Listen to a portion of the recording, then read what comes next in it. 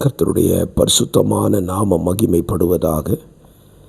ஆசீர்வாதமான ஒரு நல்ல காலவேளையிலையும் பாளையங்கோட்டை இந்திய தேவ சபையிலிருந்து அனுதின மன்னாவை உங்களுக்கு வழங்குவதில் மிகுந்த சந்தோஷம். கிருபையாய் கர்த்தர் தந்த நாட்களுக்காக கர்த்தரை துதிப்போம். இந்த நாளின் காலை வேத தியானம் நமக்கு ஆசீர்வாதமாக இருக்க ஜெபத்தோடு இந்த வேத வசனத்தை நாம் தியானிக்கலாம். பரிசுத்த பிதாவே, இந்த வேத வசன தியானம் உமக்கு மகிமையாகவும் எங்களுக்கு பிரயோஜனமாக இருக்க உதவி செய்யும். இயேசுவின் நாமத்தில் பிதாவே, ஆமென் ஆமென். இந்த நாளுக்கான தியான பகுதி 2 ராஜாக்கள் 1ஆம் அதிகாரம். இந்த அதிகாரத்தில் நீங்கள் வாசித்து இதை தியானியுங்கள். அதனுடைய 2வது வசனத்தில் இன்றைக்கு நம்முடைய தியானத்தை நாம் செலுத்துவோம். ஆகாபின் மரணத்துக்கு பின்பு அவன் குமாரனாகிய அகசியா ராஜாவாகிறான்.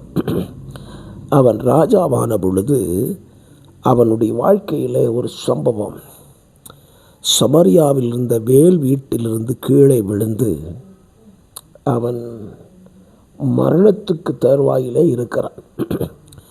அப்படிப்பட்ட ஒரு சூழ்நிலையில் இந்த வியாதி நீங்கி நான் பிழைப்பேனோ என்று கேட்பதற்கு பாகால் சேபுவினிடத்திற்கு தன் ஆட்களை அனுப்பி வைக்கிறான். நம்முடைய வாழ்க்கையில் நமக்கு வருகிற பிரச்சனைகளில், நமக்கு வருகிற போராட்டங்களில், நெருக்கங்களில் நாம் யாரிடத்திற்கு செல்லுகிறோம் என்பதை கவனிக்க வேண்டும். சமாரியாவில் இருக்கிற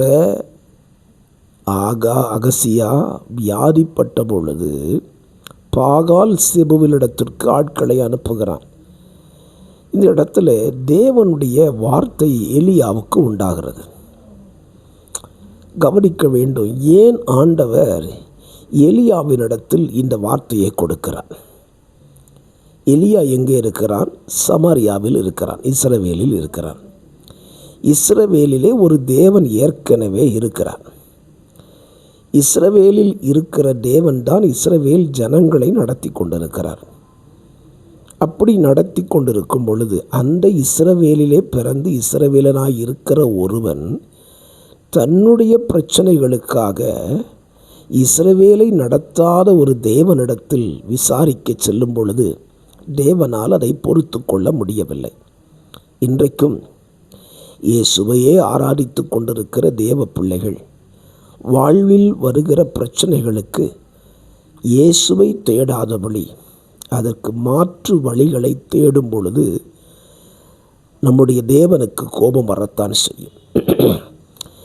இஸ்ரவேல் ஜனங்கள் எப்படி தங்கள் அடைவுடைய அல்லாத தெய்வங்களை தேடின பொழுது அவர் கோபப்பட்டாரோ அதை இன்றைக்கும் நம்முடைய தேவன் செய்யத்தான் செய்கிறார். தேவ பிள்ளைகள் வருகிற பிரச்சனைகளுக்கு குறி சொல்லுகிறவர்களையும், ஜோசியங்களையும், நாள் பார்க்கிறவர்களையும், நட்சத்திரங்களை பார்க்கிறவர்களையும் தேடி செல்லும் பொழுது அவருடைய கோபம் அவர்களுக்கு விரோதமாய் திரும்பத்தான் செய்யும். இந்த காலவெளியில் உங்களை சிந்தித்து பாருங்கள். உங்கள் வாழ்க்கையில் வருகிற பிரச்சனைகளுக்கெல்லாம் நீங்கள் என்ன செய்கிறீர்கள்? ஆண்டவருடைய எதிர்பார்ப்பு என்ன? எந்த பிரச்சனை வந்தாலும் சரி அவரை தேடி வர வேண்டும் என்று தான் அவர் எதிர்பார்க்கிறார். அகசியாவுக்கு ஒரு வார்த்தை சொல்லுகிறார் பாருங்கள். இஸ்ரவேலிலே தேவன் இல்லை என்றால் நீங்கள் எக்ரோனின் தேவனாகிய பாகால் சேபுவினிடத்தில் விசாரிக்க போகிறீர்கள். இஸ்ரவேலில் தேவன் இருக்கிறார், இல்லைன்னா பிரச்சனை இல்லை. தேவன் ஒருவரை வைத்துவிட்டு இன்னொரு தெய்வத்திட்ட போனால் அவர் பொறுத்து கொள்ள மாட்டார். ஆகவே இந்த காலவெளியிலே நீங்களும் நானும் ஆராதிக்கிற ஒரு தேவன் நம்மோடு இருக்கும் பொழுது நமக்கு வருகிற எல்லா பிரச்சனைகளுக்கும் அவரை தேடுவோம். அவரிடத்தில் எல்லா பிரச்சனைகளுக்கும் தீர்வு இருக்கிறது.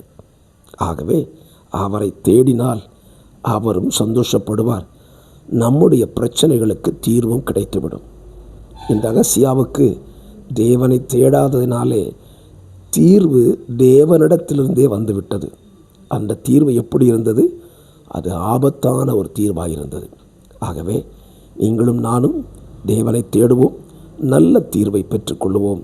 கர்த்தர் உங்களை ஆசீர்வதிப்பார். God bless you.